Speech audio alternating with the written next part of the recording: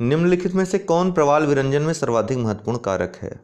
देखिए, प्रवाल विरंजन शब्द, प्रवाल विरंजन तो इसको यूज़ किया जाता है, लेकिन दरअसल विरंजन होता है शैवालों का, जिनके साथ ये सहजीवी संबंध में जीवित रहते हैं।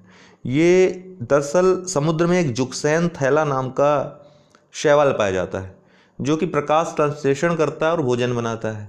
ये मूंगे जो हैं उसी के थ्रू भोजन ग्रहण करते हैं। तो इस तरह से एक सहजीवी संबंध स्थापित होता है। जलवायु परिवर्तन के कारण, वैश्विक तापन के कारण विभिन्न परिस्थितियां ऐसी उत्पन्न होती हैं कि प्रकाश संश्लेषण की यह क्रिया बाधित हो जाती है। जब ये प्रक्रिया बाधित होती है तो ये जुक्सैन थैले जो हैं, शैवाल जो हैं, वो सूखने लगते हैं, मरने लगते हैं। इसी को प्रवाल विरंजन कहा जाता है। ठीक है, तो प्रवाल विरंजन दरअसल ये शैवालों के मृत होने से, शैवालों के नाश होने से संबंधित है। जब ये शैवाल समाप्त होने लगते हैं तो फिर प्रवालों के जीवन को संकट उत्पन्न हो जाता है। तो ये प्रवाल विरंजन में सर्वाधिक महत्वपूर्ण कारक जो है वो वैश्विक तापन है। ठीक है, ग्लोबल वार्मिंग है। भारत के निम्नलिखित भौमिकीय शैल क्रमों में से किसमें लौह अयस्क का समृद्ध भंडार पाया जाता है?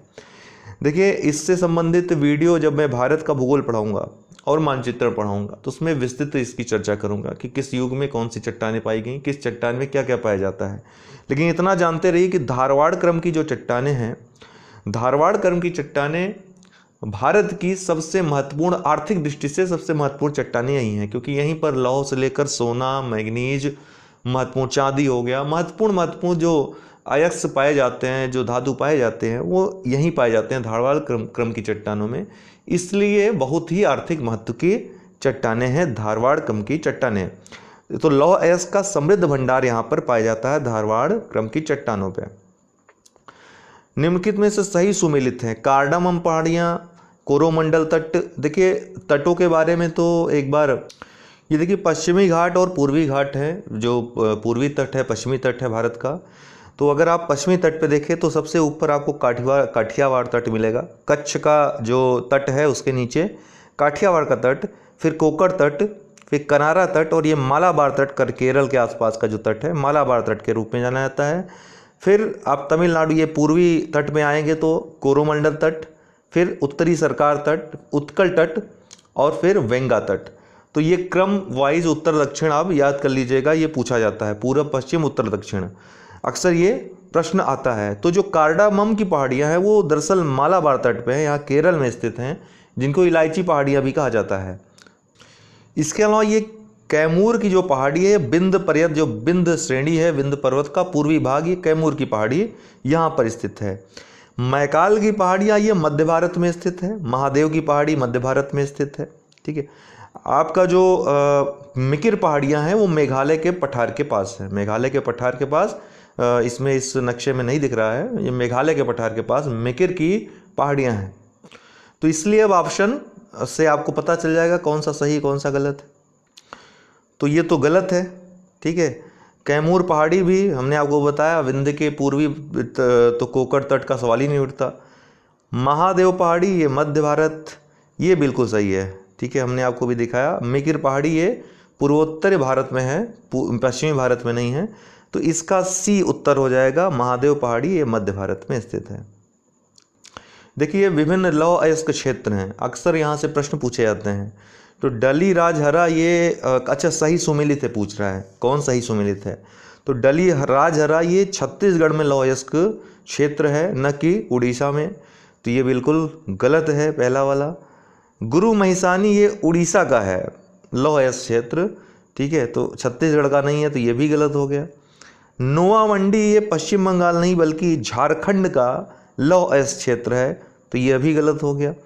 दामुदा सेंडी ये पश्चिम बंगाल का लौह अयस्क क्षेत्र है, तो डी वाला भी गलत हो गया। बड़ा उरू झारखंड का लौह अयस्क क्षेत्र है, बिल्कुल सही है, तो ई इसका उत्तर हो गया। ठीक है, झारखंड का जो लौह अयस्क क्षेत्र है मुख्य, वो है बड़ा वुरू। बड़ा वुरू, पसिरा वुरू, नोआ मंडी ये झारखंड के प्रमुख क्षेत्र हैं।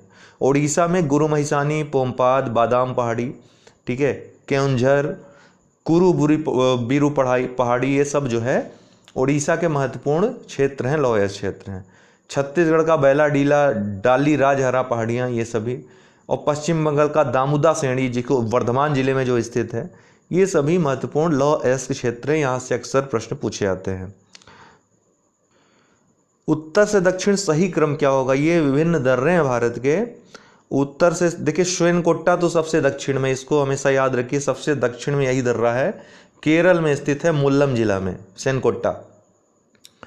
तो नक्शे में देख सकते हैं, थाल घाट सबसे ऊपर, फिर भोर घाट, ये दोनों महाराष्ट्र में स्थित है, फिर पाल घाट ये केरल में ऊपरी भाग में, और इलायची पहाड़ियाँ जो कार्डमम पहाड़ियाँ नीचे हैं दक्षिण में, यहीं पर श्वेनकोट्टा दर्रा स्थित है।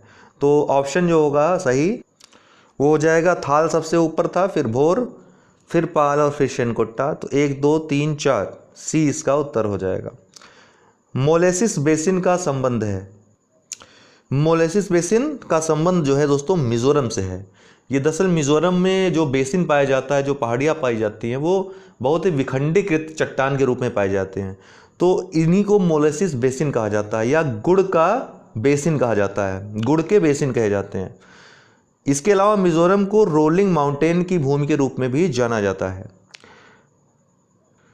निम्नलिखित में से किस जनजाति में बहुपतित्व की प्रथा पाई जाती है, अर्थात एक से अधिक पति रखने की प्रथा पाई जाती है? तो वो जनजाति है जौनसारी। जौनसारी जनजाति मुख्यतः उत्तराखंड की प्रमुख जनजाति है, ठीक है। इसी में बहुपतित्व प्रथा पाई जाती है। संथाल जो जनजाति है झारखंड की एक महत्वपूर्ण जनजाति है। भील ये मध्य भारत की या राजस्थान पाई जाने वाली प्रमुख जनजाति है। भील राजस्थान के अलावा महाराष्ट्र मध्य प्रदेश में भी पाए जाते हैं। बकर एक बड़ी जनजाति है भील। बकरवाल की बात करें तो जम्मू कश्मीर में ये मुख्यतः पाए जाते हैं। जम्मू कश्मीर और निचले हिस्से जो हिमाचल प्रदेश में भी बकरवाल की कुछ जनजातियां यहाँ भी पाई जाती है। तो जम्मू कश्मीर हिमाचल प्रदेश की महत्वपूर्ण जनजाति बकरवाल है।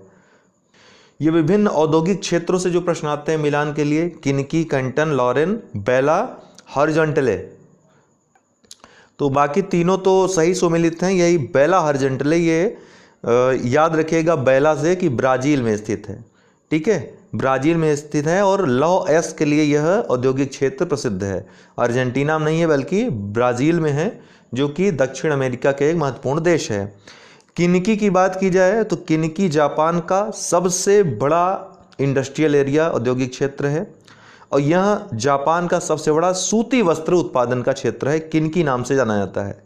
कैंटन की बात करें तो यह सिक्यांग जो नदी है जो चीन में बहती है उसके मुहाने पर, उसके किनारे पे बसा है, और एक प्रमुख बंदरगाह है चीन का, और औद्योगिक क्षेत्र भी है।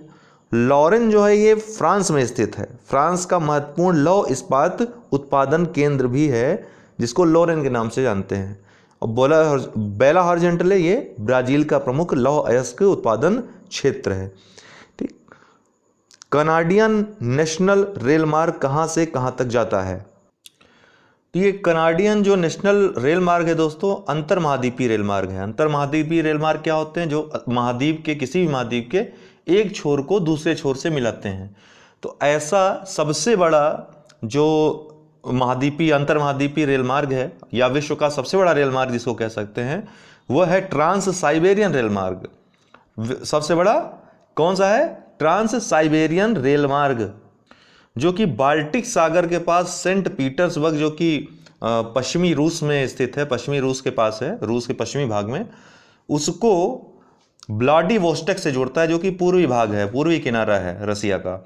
तो व्लादिवोस्टोक को वो सेंट पीटर्सबर्ग से जोड़ता है, जिसको ट्रांस साइबेरियन रेल मार्ग कहते हैं। उसकी लंबाई भी कभी कभी पूछ लेती है, लगभग 9,500 किलोमीटर, 9,232 किलोमीटर लगभग ये लंबा है जो ट्रांस साइबेरियन रेल मार्ग है। तो इसी तरह का एक रेल मार्ग है कनाडियन नेशनल रेल मार्ग।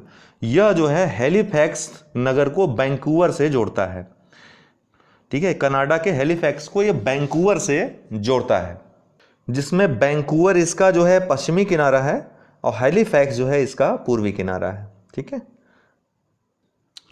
अगला प्रश्न है फेल्लाह संबंधित है। फेल्लाह ये किसके लिए यूज किया था शब्द? तो जो इसका उत्तर होगा दोस्तों, अफ्रीका के नील नदी घाटी में रहने वाले कृषकों को ही फेल्लाह कहते हैं।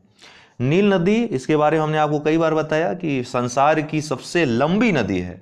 सबसे बड़ी नहीं है, सबसे विशाल नदी अमेजन नदी है जो कि दक्षिण अमेरिका की नदी है। नील नदी सबसे लंबी दूरी तय करने में सबसे लंबी नदी है विश्व की, ठीक है। और ये युगांडा और बुरुंडी से निकलती है, सूडान एवं मिस्र में बहती हुई भूमध्य सागर में जाकर गिर जाती है। विक्टोरिया झील से इसका उद्गम होता है, ठीक है। और इसी नील नदी पर ही अस्वान बांध नामक अफ्रीका का सबसे ऊंचा बांध भी स्थित है, जिसको अक्सर जो है एग्जाम से पूछा जाता है। अस्वान बांध किस नदी पर स्थित है? नील नदी पे। निम्नलिखित में से किसे बाल्टिक सागर की कुंजी कहा जाता है? बाल्टिक सागर की कुंजी, देखिए किस देश को कौन सा प्राकृतिक या भौगोलिक उपनाम से जाना जाता है, इससे प्रश्न जरूर आता है यूपीपीएससी में। तो इसके लिए तो हमारा जो वीडियो है विश्व भूगोल का जो कंप्लीट है, 2-3 घंटे में हमने कंप्लीट किया है, उसको आप अवश्य देखें। उसमें तो सब कुछ छूटा नहीं है, सब कुछ मैंने बता दिया है। उससे बाहर फैक्ट तो बिल्कुल नहीं आना आपका, बाकी कॉन्सेप्ट इन सब वीडियोज़ में आपके क्लियर हो जाएंगे। तो बाल्टिक सागर की कुंजी कोपेनहेगन कहते हैं, ठीक है, जो कि डेनमार्क की राजधानी भी है। डेनमार्क की राजधानी कोपेनहेगन को बाल्टिक सागर की कुंजी की संज्ञा दी जाती है। विश्व का सबसे बड़ा द्वीप जो है ग्रीनलैंड, वो डेनमार्क का ही भाग है, डेनमार्क का ही उस पर अधिकार है, ठीक है। इसके अलावा अन्य देश जो दिए हैं, माल्टा भी भूमध्य सागर में स्थित है, भूमध्य सागर किनारे स्थित एक देश है। मोनाको की बात करें तो मोनाको को अगर यहां से प्रश्न कुछ बन सकता है तो पहला प्रश्न तो यही कि यहां पर किस फसल की खेती की जाती है। तो मोनाको ऐसा राष्ट्र है जहां पे सिर्फ एक ही फसल, उसका नाम है गन्ना, उसी की खेती की जाती है और फ्रांसीसी क्षेत्र के अधीन ये आता है मोनाको जो है। आइसलैंड की बात करें तो आइसलैंड की राजधानी है रेक्जाविक, और रेक्जाविक विश्व की सबसे उत्तर में स्थित राजधानी भी है, आइसलैंड की राजधानी है वो। और आइसलैंड को मध्य रात्रि का सूर्य की संज्ञा भी कहते हैं, मध्य रात्रि के सूर्य का द्वीप भी आइसलैंड को कहा जाता है। अगला, कारगंडा की कोयला खदानें किस देश में स्थित हैं? बहुत प्रसिद्ध है कारगंडा, तो एक नगर भी है, कहाँ का? कजाकिस्तान का, कारगंडा बोलते हैं उसको। तो कजाकिस्तान का चौथा प्रमुख शहर भी है और कोयले के लिए विश्व प्रसिद्ध है कारगंडा की कोयले खदानें।